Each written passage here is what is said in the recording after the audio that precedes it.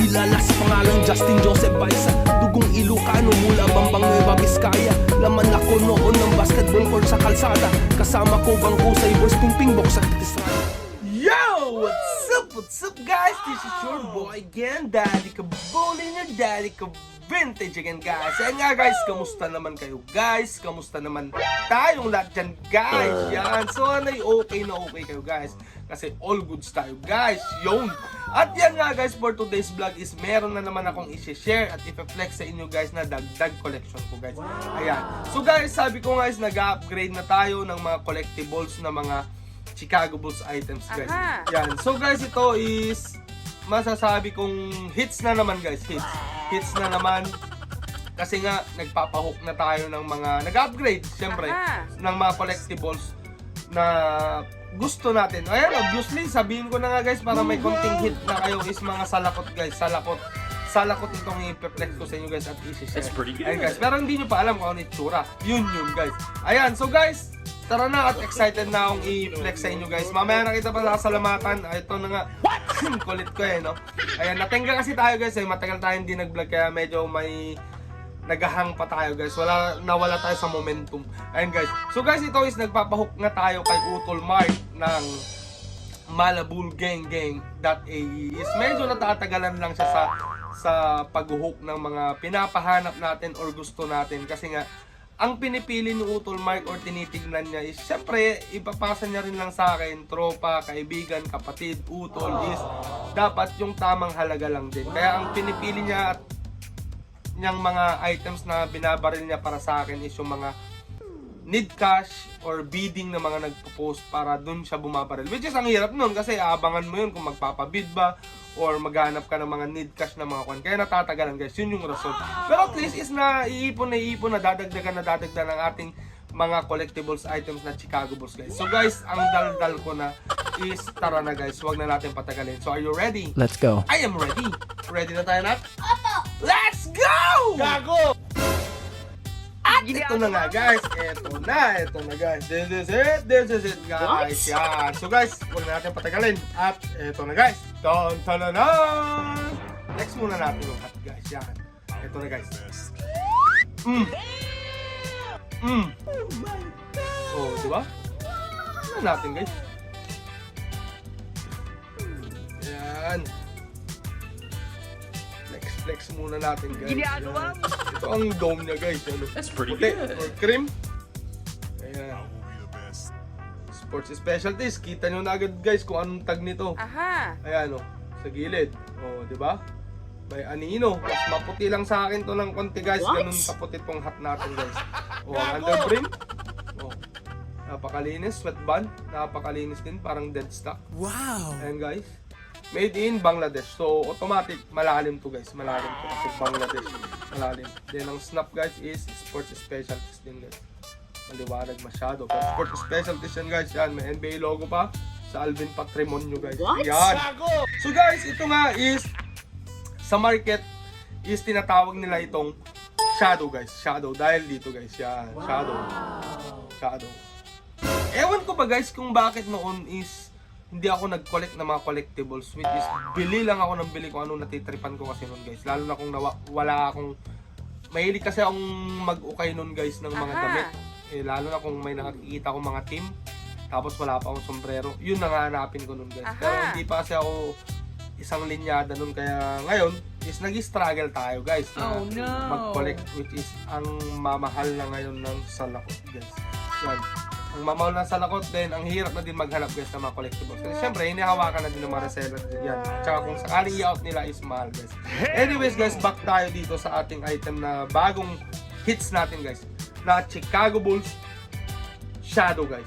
Ito guys, kung di kayo familiar is 1996 NBA draft hat to guys. Di ba 1996 yan? Si Kobe Bryant. Sino ba? Stephon Marbury. Si Marcus Camby. Sharif Abdul Rahim. Steve Nash. Ray Allen. Ayan pa. Ray Allen. Sino pa ba? Si Desmond Mason din ata. Sino pa ba? Nalipatan. Nakalimutan ko na guys. Pero yun yung mga na-draft nung 1996 na siya. Pero ang pinakasikat siyempre si Kobe Bryant guys.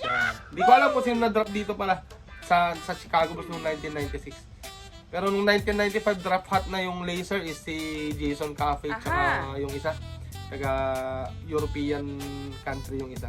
Ayan guys, so guys itong Chicago Bulls Shadow guys is isang draft hat din to guys, draft hat. At ito guys is meron ding black version nito guys, black version ng Shadow guys. Ayan. So guys, alam nyo to magkano to sa magkano market value nito ngayon guys. Ang white dome guys is kakahalaga din to ng 600 dirhams guys, or sa peso is nasa 9,000 din guys, 9,000.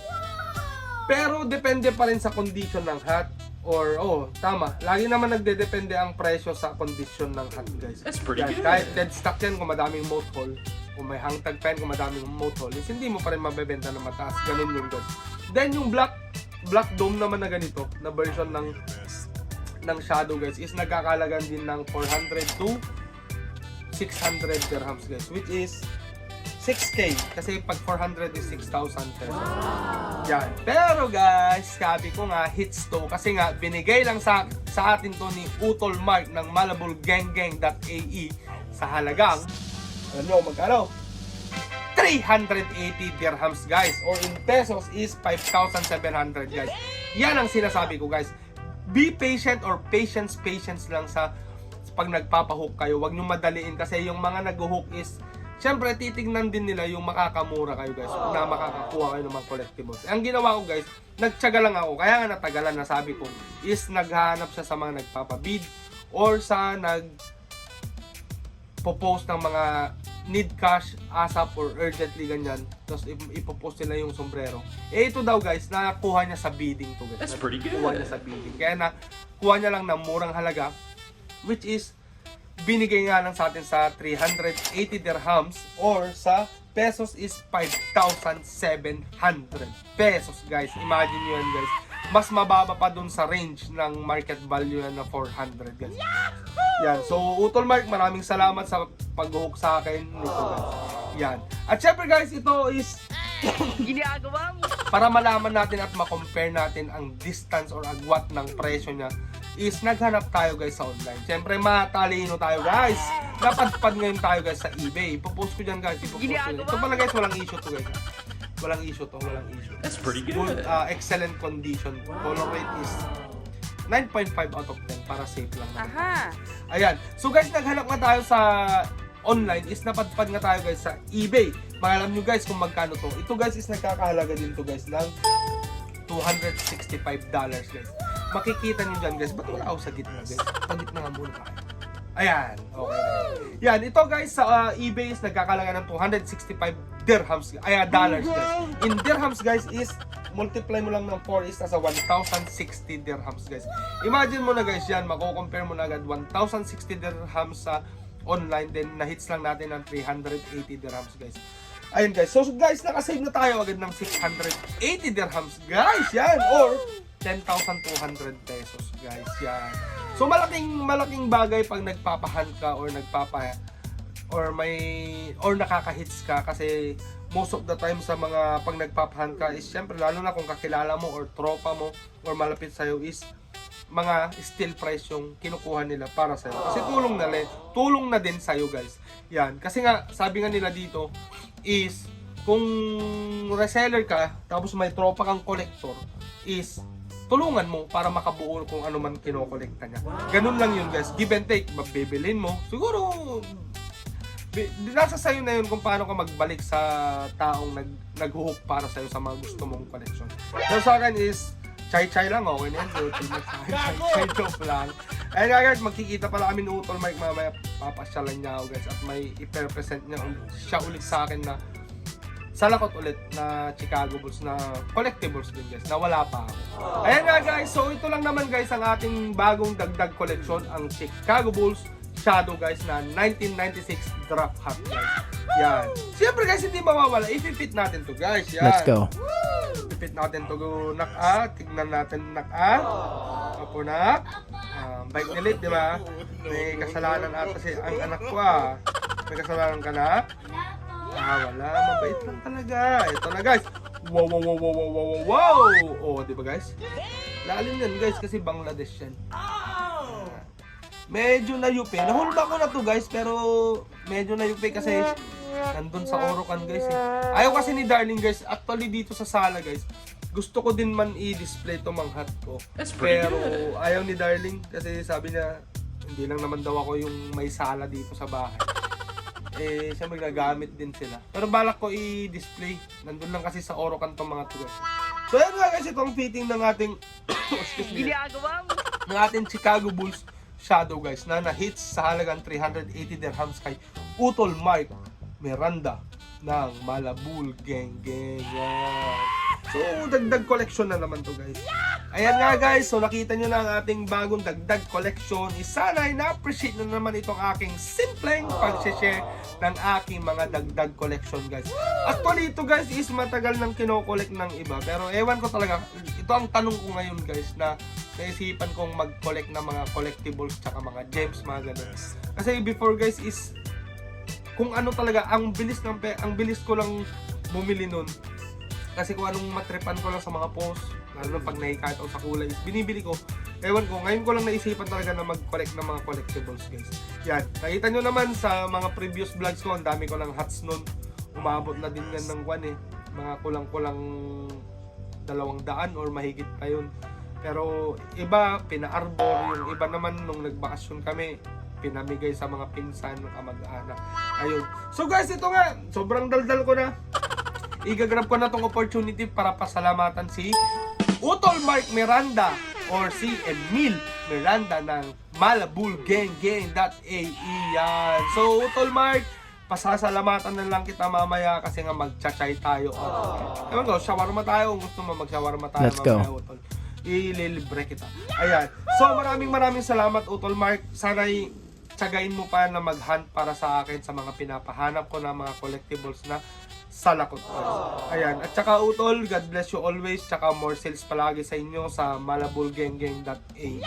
At ayan nga guys, mag-out na din ako ng mga budget meal ko ng mga hats kasi nga matalino na kasi ngayon guys, matalino na, honest to goodness, matalino na ang mga buyer ngayon. Hindi tulad before, 4 years ago, na walang pili-pili yan, hindi tinitignan yung material niyan. Pero ngayon, syempre knowledgeable na sila sa lumalaganap or lumalaking community ng beekeepers is na na-educate na din sila guys kung anong dapat kolektahin at saka kung anong dapat tignan, i-consider sa pagko-collect nito. That's pretty good. So guys, ito nga last na sharing ko last na banggit ko na Shadow Chicago Bulls at Utol Mark, maraming salamat ulit. Ayan, so guys, puputulin ko na dito at magdiligpit ako at bababa nga ako mamaya at dadayuin ako ni Utol Mark.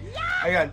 So guys, salamat sa panonood at sa muli, puputulin ko na dito. Here's your boy, Daddy Kabulin, your Daddy Ka Vintage, saying, till next time, peace out! Bye-bye!